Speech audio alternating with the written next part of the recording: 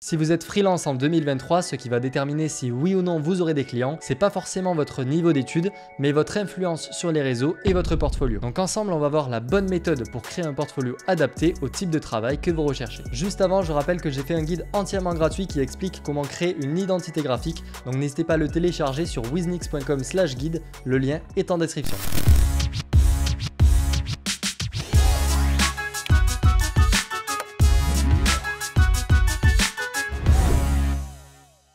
Alors je vous le dis, la vidéo est assez dense, j'ai pris pas mal de temps à la faire, donc ne sautez aucun passage, sinon vous pourriez facilement louper des infos importantes. Du coup, la première étape, c'est de savoir quel type de projet et quel type de client vous voulez. Vous le savez, le graphisme, c'est super vaste. On peut faire des affiches de publicité, des miniatures YouTube, on peut faire de l'animation, de la 3D, peu importe. Alors évidemment, il ne faut pas choisir un seul type de projet qu'on aime faire, parce que sinon ça risque de beaucoup réduire notre tranche de clients. Mais essayer de trouver un public qu'on veut cibler, ça c'est absolument indispensable. Un freelance qui veut travailler pour des youtubeurs indépendants ne va pas du tout présenter ses projets de la même manière que s'il veut travailler pour des agences professionnelles. Et ça s'explique assez facilement en fait, parce que les entreprises ont beaucoup plus l'habitude de travailler avec des freelances que des youtubeurs indépendants. Enfin évidemment, ça dépend des youtubeurs. Bon, maintenant que vous avez déterminé quel sera votre public cible, il faut choisir le support de votre portfolio. Car il existe énormément de moyens de créer un portfolio. Par exemple, faire un portfolio papier. Si vous voulez postuler dans une agence, ça va être super intéressant de faire ça parce que vous n'aurez pas la même manière de présenter vos projets. Donc il y a vraiment moyen d'être super unique en faisant ça. D'ailleurs, si ça vous intéresse et que vous n'avez jamais fait d'édition, je vous conseille de regarder sur YouTube, il y a certainement des tutos. Vous pouvez aussi créer un compte Instagram où vous présentez vos projets. Ça peut être intéressant de jouer avec les slides, ce genre de choses. Et je pense sincèrement que si vous voulez postuler dans une agence en marketing, c'est une bonne solution. En plus, avec les stories à la une, on peut facilement trier les différents types de projets que vous avez fait. D'ailleurs, au passage, le portfolio que vous voyez actuellement, c'est celui d'une amie, donc n'hésitez surtout pas à aller la suivre. En très connu, il y a aussi Behance. Honnêtement, ça pour moi, c'est obligatoire, sauf évidemment si vous faites des projets uniquement matériels. J'ai entendu dire de la part de beaucoup de freelances que des clients viennent de Behance, tout simplement parce qu'un youtubeur n'a qu'à taper miniature YouTube et il a accès à plein de projets différents, par exemple celui-ci, et s'il aime bien les projets qu'il a fait, il n'a qu'à simplement cliquer sur son profil et le contacter juste ici. Mais bon, le problème de Behance, c'est que pour des plus gros projets, c'est beaucoup plus compliqué de trouver du travail. Parce que plus on cherche à travailler sur de gros projets, plus c'est sélectif et on doit avoir un profil artistique unique. Et malheureusement sur Behance, il n'y a pas moyen de personnaliser l'interface à notre goût, pouvoir changer le curseur de la souris, tout ce genre de choses. C'est la même interface, la même structure pour tout le monde. Donc je vous conseillerais dans ce cas-là de créer votre propre site web. Dans tous les cas, ça fait plus pro. Et l'avantage maintenant, c'est qu'il y a plein de manières d'y arriver.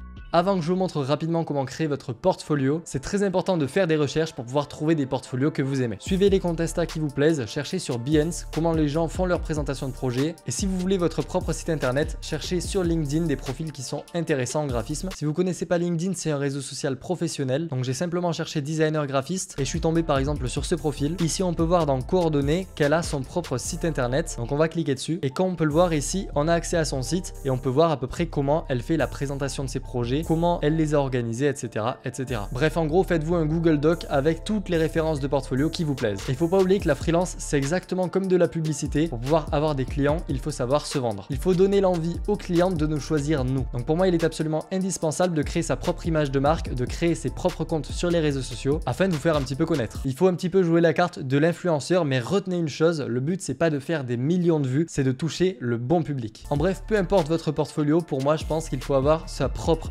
identité graphique, son propre univers pour pouvoir se démarquer des autres. D'ailleurs, vous pouvez aussi faire des streams sur Twitch par exemple. Pendant que vous créez, ça pourrait intéresser quelques personnes. Et pour ça, rien de mieux qu'Owned pour pouvoir trouver des overlays pas chers. Certains sont même gratuits avec le plugin OnPro pour OBS Studio. Et si jamais vous voulez prendre un abonnement ou acheter un overlay que vous aimez, vous pouvez toujours utiliser le code WIZNIX pour avoir 50% de réduction sur tout le site. Et en plus, en faisant ça, ça me soutient, donc je remercie tous ceux qui le feront. Donc maintenant, pour pouvoir créer votre portfolio sur Behance, eh bien rien de plus simple, vous allez sur le site. Évidemment, vous créez un profil, donc vous allez pouvoir modifier votre image de profil, votre pseudo, etc., etc. Vous pouvez aussi ajouter une bannière, ça définira un petit peu l'univers de ce que vous créez. Et pour créer un projet, encore une fois, rien de plus simple, faites créer un projet tout simplement. Et comme on peut le voir, il y a beaucoup de choses qu'on peut faire. Sur Behance, il y a moyen d'ajouter de l'interaction, de mettre du code carrément, pour pouvoir par exemple faire un slider avant-après. Bon alors tout ça, je vais pas vraiment vous l'expliquer, le but de cette vidéo, c'est pas de savoir se servir de Behance, mais plus d'avoir la méthodologie pour faire son portfolio. Donc voilà, par exemple là, j'ai simplement ajouté des images et j'ai mis un petit gif. Et dès que vous avez fini, vous pouvez faire simplement paramètres. Comme ça, vous allez pouvoir attribuer un titre à votre projet. Vous pouvez mettre évidemment une image de couverture, choisir évidemment les différents tags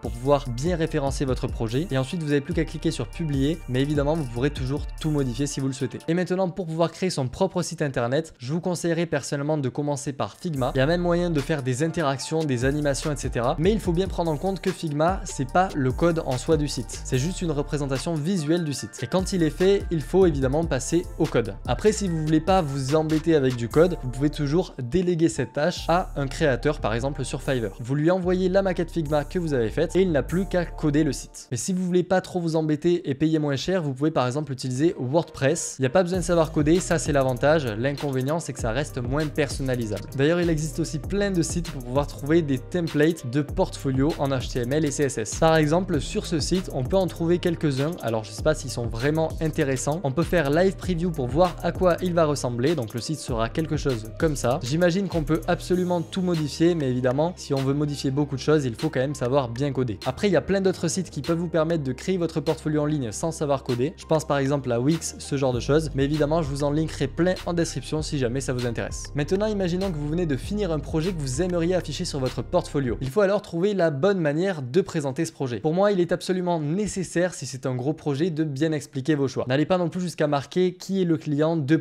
Adidas, ça fait trop scolaire. Le but, c'est de vous vendre, donc ne montrez que le plus intéressant du projet. Je vous conseille fortement le site par exemple de Lander & Fitch. C'est une agence de design qui est très connue à l'international et en analysant la manière dont ils présentent leurs projets, vous aurez plus de facilité à savoir présenter les vôtres. Faut juste montrer l'essentiel pour pouvoir donner envie. Et pour finir, j'ai 5 petits conseils pour vous. Donc je vous en ai parlé plus tôt, mais LinkedIn pour moi c'est un réseau social super important si vous voulez du travail professionnel. Imaginons que vous êtes contacté par une personne qui a beaucoup de relations et qui s'abonne à vous. Et bien en fonction des recommandations, vous allez plus facilement être recommandé à d'autres profils. Ensuite, deuxième conseil, n'oubliez pas de mettre à jour votre portfolio. Alors je sais, ça peut paraître un petit peu chiant et répétitif, mais un projet qui est trop daté par rapport à d'autres peut gâcher la totalité du portfolio. Donc n'ayez pas peur d'en rajouter et de supprimer des projets. En étant graphiste, c'est super cool de savoir faire plein de projets différents. Il faut absolument que vous ayez un portfolio très organisé. Parce qu'imaginons quelqu'un qui cherche un graphiste pour pouvoir faire une miniature YouTube. Si sur votre portfolio vous affichez plein de projets différents, le youtubeur, comme il y connaît pas grand chose en freelance, il risque d'être perdu et il va pas savoir si vous êtes vraiment la bonne personne ou pas. Comme autre conseil, c'est qu'il ne faut surtout pas confondre la galerie et le portfolio. Personnellement, je pense que mettre uniquement des images sur son portfolio, c'est se tirer une balle dans le pied. Pour une entreprise, généralement, il y a une partie direction artistique qui s'occupe d'employer les freelances. Et ce qui leur intéresse, eux, c'est la manière dont vous travaillez, pas forcément les projets en eux-mêmes. Donc ils vont beaucoup plus facilement regarder les études que vous avez fait, l'âge que vous avez, l'expérience que vous avez, etc., etc. Leur but, c'est de comprendre votre méthode de travail. Donc pour moi, il faut quand même assez bien décrire ses projets, assez bien expliquer qui on est sur son site, mais sans non plus faire des gros pavés illisibles qui donnent pas envie d'être lus. Et dernier petit conseil au passage, n'oubliez pas que la quantité de clients, c'est moins important que la qualité des clients. Donc concentrez-vous déjà d'être au maximum professionnel avec les clients que vous avez et ils vont beaucoup plus facilement comme ça vous conseiller à d'autres clients. Si la vidéo vous a plu, n'hésitez pas à vous abonner et si ça vous intéresse de savoir coder votre propre site internet, je vous conseille fortement de regarder cette vidéo.